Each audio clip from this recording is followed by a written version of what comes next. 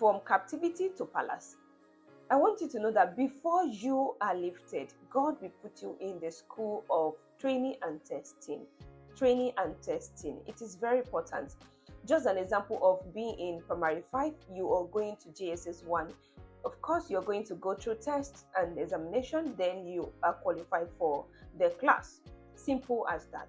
So let's look at what happened to these 4 Hebrew men. The Bible says, the king ordered for people who have knowledge and understanding of literature, and the 4 Hebrew men were qualified for that position. They were ready for that divine opportunities.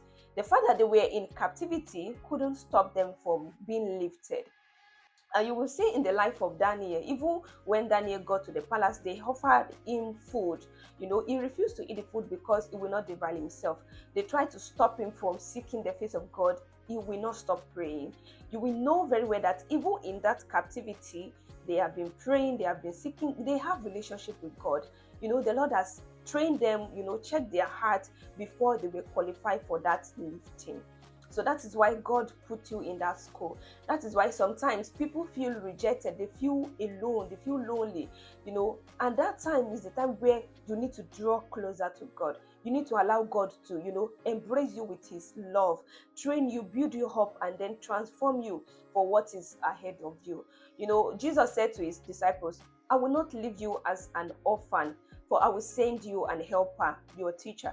In that season when you feel like maybe you are in captivity, just as these 4 Hebrew men, just as Joseph, I want you to know that that is the season where God is trying to train you, when God is trying to teach you something.